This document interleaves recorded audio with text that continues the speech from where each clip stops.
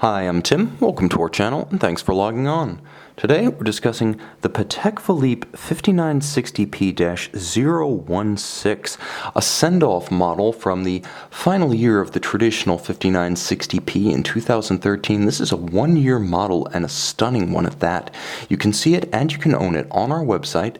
Subscribe to our YouTube channel if you enjoy these videos, and please click on the card in the upper right-hand corner of the screen at any time during this video to see our full sales listing for this watch, with additional accessories included in the sale, high-resolution images for your desktop, and naturally complete pricing details for this Patek Philippe 5960P-016. Now, the 5960 was a landmark watch for Patek Philippe when it debuted in 2006. It was the first implementation of Patek Philippe's in-house automatic chronograph caliber, also seen on the Nautilus chronograph of the same year. This watch was more complex, and in many ways it's offered more options to buyers over the years, as that first platinum sunburst gray dial gave way to variants in different metals including steel, different dials including the sunburst blue in 2010, and the stunning gloss black that you see here for 1 year only in 2013. This is easily one of the most physically imposing of the series. It feels hefty on the wrist thanks to platinum. It looks impressive thanks to the contrast between that shock of black and the white of the Platinum 950 case. It's also a comfortable watch to wear on a smaller wrist, so you get a Patek Philippe complication that's ideal for my 16 centimeter circumference wrist. Though at 40.5 millimeters across the round of the case, I will say that you could wear this watch on a smaller wrist. I would say down to 14 centimeters in circumference. This watch is an excellent option. It'll look good, it'll feel right, it'll fit securely.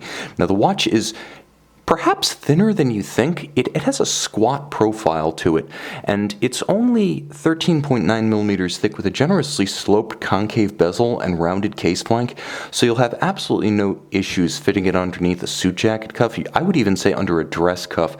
The sleeve of the shirt itself, you should have no problems whatsoever. From lug to lug, it's a fairly compact 49.2 millimeters.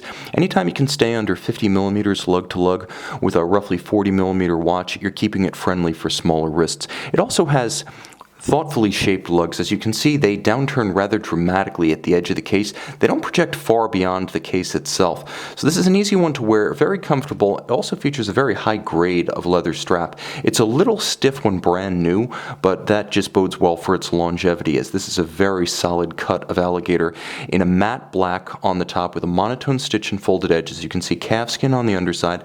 It features Patek's modern era pull tab spring bars for easy removal for close cleaning of the case between the lugs, or for swapping the strap. Of course, with Patek, a platinum watch always receives a platinum clasp. I'm happy to see it. I'm even happier to see that it's fully finished inside and out with that gorgeous polished filigree style Calatrava cross. Secure on the wrist thanks to the clasp, it also provides a little bit of a counterweight to the watch. If you like to wear your watches loose on the wrist, having a heavy clasp or a bracelet can help to counterweight and prevent the watch from tipping over or capsizing like a sailboat. Now, the case is nicely done. As you can see, the lugs are beautifully fluid in their form, nicely tapered both from overhead and from the sides. So the case, despite being a little bit squat in profile, does have a number of elegant details. The near absence of straight lines, really the only way to see one is to look at it from the side. Now you've got the junction of the bezel with the case and the case back with the case. But from any other angle, it's extremely fluid, almost assuming the appearance of molten metal frozen in the process of being drawn end to end. It's quite beautiful and sensuous in person, and I think the proportions of the watch actually belie the elegance of the timepiece once you have it in the hand and on the wrist. Now, the dial is a shock of black gloss, beautiful, and actually more readable than previous versions of the watch. First of all, the mono counter at 6 o'clock has been simplified considerably, especially in terms of the number of colors employed relative to the earliest versions of the watch. It's now just white on black print and calibrations. You have, as you can see, concentric registers for chronograph minutes as well as chronograph hours, keeping the dial balanced by avoiding the second register. Look very carefully, and you can also see a night-day indicator that's used to warn you of the danger zone during which you should not attempt to use the pusher adjusters to set the annual calendar. The annual calendar only requiring adjustment once per year during the transition from February to March. The use of apertures also makes the watch easier to read. This has been a strength of all 5960 variants, and because it does feature a complex calendar and you may be timing something sensitive, the watch gives you a very small indicateur reserve de marche just below 12 o'clock, so you can see that power reserve, and the watch has a power reserve of roughly 50 to 55 hours when fully wound. Of course, it's an automatic watch. You can also wind it manually, however, and it has a very satisfying, one might even say creamy sensation. It feels highly refined. It doesn't have the solid tense of a pocket watch. It's almost smooth like butter going down the throat. Now, you'll also note that the watch is sporty. White metal, black dial, versatile with a complication often associated with sports in the chronograph, and a small amount of luminescence. As you can see, there's a dot of luminova outboard of each diamond polished and applied white gold dart style index.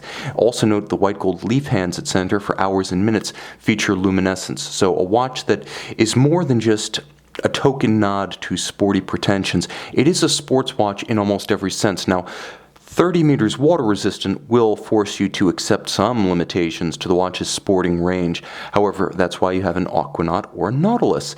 The pushers are a vintage-style pump pusher, a nod to Patek Philippe's glorious history. And on the case back, you can see the caliber CH28520. Now, this is that historic first automatic winding chronograph caliber I mentioned earlier. Of course, automatic winding with a 28,800 vibration per hour beat rate, 50 to 55 hour power reserve, flyback chronograph, a feature I didn't really showcase, but all versions of this watch are flyback chronographs that can be reset and restarted with a single push of the trigger at 4. No need to first stop. You have that flyback capability. Excellent for timing two events that occur in rapid succession. You also have a free-sprung Gyromax style balance that takes and holds a precise regulation. These days, Patek Philippe is saying its watches should be no worse than -2 + 3 seconds per day, which is impressive, and Gyromax, a mechanical engineering tradition of the company since the early 1950s, helps to achieve that. There's also a Spiromax hairspring, which is a silicon hairspring that's a Patek Philippe innovation from the Advanced Research series of the 2000s, very anti-magnetic. The rotor at center has handsome finish, as does the entire movement, but the technical fascination comes from the unidirectional winding action, which is more efficient than bidirectional winding, and the use of ceramic rotor bearings, which are unlubricated and ensure long maintenance intervals and high efficiency. Now, of course, the watch does feature a column wheel for actuating the chronograph functions, and I'll demonstrate that real quickly. You can see it interacting with its levers, and there is actually a vertical clutch system, because you may notice that when the chronograph is stopped on this watch, there's no apparent movement on the dial side. So the vertical clutch, first and foremost, is there so the hand doesn't jump when engaged. It simply starts. So that's because there's no play in the system. It uses no teeth. But because it uses no teeth and meshing wheels, it also doesn't create additional wear and tear on the movement. So if you want to wear your watch with the chronograph running continuously, so you have hours, minutes, and seconds at center, you can just ignore the mono counter, leave the seconds running, and because of the vertical clutch, there's no additional wear and tear. Why do you want the column wheel function selector? Well, because it's crisp. It feels good, it sounds good, and it's the traditional and harder way of making a chronograph. Now, some final notes. Let's talk about finish, because this is a Patek Philippe. The watch features circular Côte de Genève across the bridges, as well as across the gold winding mass, which is engraved with the Calatrava cross. There's a tight engine-turned perlage pattern across the base plate underneath the balance. You can also see it applied to the rotor center. All of the screw heads are black polished, and you can see that to good advantage from this angle, because when they're square to the camera, they are not reflecting light at the camera, and that's why the technique is known as poly noir or black polish. You'll also note from that angle that the bridges begin to light up. You see it along the edge of the winding mass, along the edge of the bridges, along the edge of the balance cock itself. That gleam is a rounded anglage, laid by hand, optically smooth and mirrored. It's not achieved by using a mechanical milling machine to create a straight cut. It is beautifully rounded and beaded, and if you look at it underneath a loupe, it will reward close inspection. You'll see the same treatment in the jewel countersinks. Hand finishing in the finest tradition of Geneva watchmaking before and after the Patek Philippe seal. There is no difference. It is a continuity of excellence. But this watch right here has been discontinued. A 2013 only model. This is the Patek Philippe 5960P-016. See it and own it on our website.